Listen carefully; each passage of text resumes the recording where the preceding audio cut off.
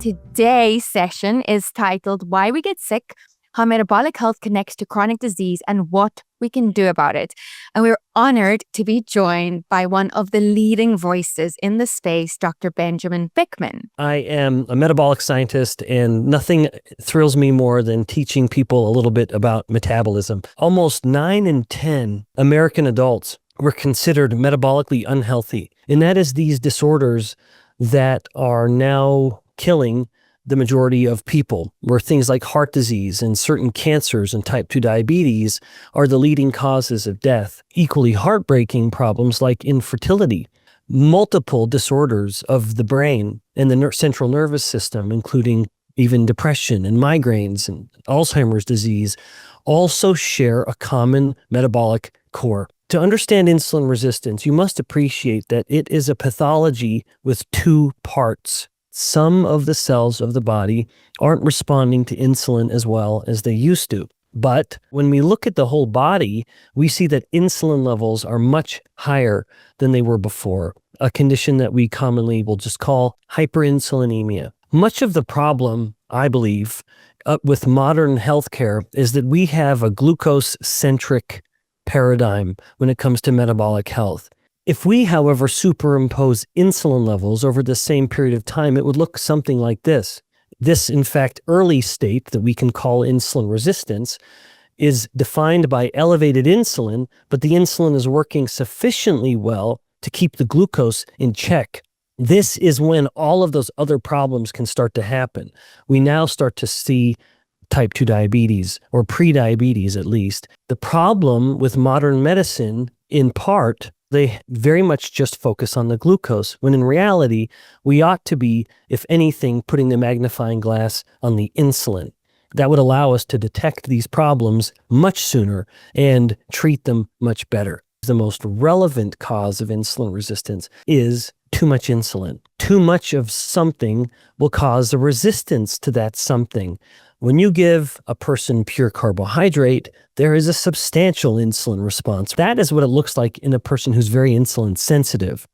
In a person who's insulin resistant, not only would the insulin get much higher, where they wake up in the morning and eat a starchy, sugary breakfast, have a starchy, sugary lunch, and then a starchy, sugary supper. This is why I beat this drum so loudly. The average individual is spending every waking moment in a state of elevated insulin, and too much insulin drives insulin resistance, getting us to insulin resistance being the most common problem worldwide. Now, Alzheimer's disease does matter. It's not only the most common form of dementia, but it's one of the leading causes of death. The classic view of Alzheimer's disease is that it is a result of plaques. A question ought to be asked, which is, do the plaques simply accompany the disease, or are they actually causing it? The very earliest research that actually gave birth to the plaque-based theory of Alzheimer's disease was based on falsified data. So all of this has given rise to an alternative view, which is that it's a metabolic problem. It's a fuel problem. The brain will certainly use glucose, but it will also happily use ketones. Ketones are unique among these two. It's interesting because it does not need any sort of gatekeeper to get it into the brain to be metabolized for energy. Whereas glucose requires a gatekeeper, namely the hormone insulin. Whichever fuel it has, glucose or ketones, it's going to want to use, unless it can't use one of them. And that brings us to Alzheimer's disease. Because in Alzheimer's disease, we know that the brain has a reduction in its ability to use glucose as a fuel. Give them a ketone supplement to induce a rapid state of ketosis, have them repeat the tests, and they will perform better on all of them. The brain is swimming in a sea of glucose, but it can't access the glucose. The average clinician won't have even measured insulin. They will say, this high glucose is the problem, and so let's just give the patient insulin. That multiple reports have found and admitted that when you give the type 2 diabetic insulin or sulfonylurea, which naturally forces their bodies to make more insulin, nothing gets better. GLP-1, one of its main effects is to slow the rate at which food is moving through the intestines. GLP-1 tells the brain that we're full, that we don't need to eat. All of this means a person's going to eat less. If you eat less, you're putting less glucose into the body. And if you put less glucose into the body, your insulin levels will be lower. So that's helpful for improving insulin sensitivity, but it's not that simple. However, when they gave this same group of people a high carbohydrate meal, look at the difference. Whereas the lean individuals had a significant increase in GLP-1, suggesting that they may have a pretty robust satiety signal telling them that they're full, the obese group did not have a functioning GLP-1 response. This, I believe, is tremendously important because there may be people who eat carbohydrates and rather than even feeling full, they actually feel like they just want more. Even though there's something in their stomach that should be telling them I'm full. These are powerful drugs, and I believe they're being misused. That is to say, people are being put on them at too high of a dose. 70% of the people stop taking the drug. And what happens when they get off? All the weight they lost just comes roaring back. Every protein that exists in nature comes with fat. Only fake proteins, like plant proteins, won't. And there's a reason they come together. When fat and protein are consumed together, you get more muscle growth in humans and you digest the protein better. You're an expert on what insulin resistance is. You're an expert on where it comes from. You now also can appreciate how it uniquely affects the brain and even how it contributes a little bit to type 2 diabetes. But the good news of all of it is that you also, I believe, are armed with the best information on what to do about it. The problem with oxidative stress is that you need oxidative stress, and when you fight oxidative stress too much, it actually is lethal in humans. Having said all of that, oxidative stress is a part.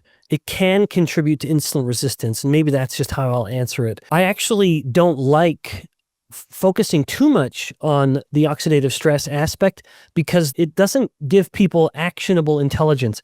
And you also can't measure it in a clinic. So one of the benefits of focusing on insulin is that someone could go in and get their fasting insulin levels measured and then immediately know where they're standing. You can beg your clinician all you want to say, please measure my markers of oxidative stress, and they'll shrug their shoulders. They don't have a way to do that. A quote that you said, the longest lived people had high cholesterol. That is everywhere. Can we dig into that a bit? Looking at the survey data, the people with the highest levels of cholesterol, even LDL, tend to be the longest lived humans. All sex hormones come from cholesterol. One of the most critical mediators in the electron transport system of the mitochondria comes from cholesterol. Vitamin D comes from cholesterol. So cholesterol is a molecule of life. Biohackers constantly referencing the blue zones. I think the blue zones is all a myth. I think it's garbage science. People who are falsifying their records. They didn't have clear birth certificates. They were claiming they were older than they were, either out of ignorance or a desire to start reaping government benefits and pensions sooner. Vegetarians have smaller brains.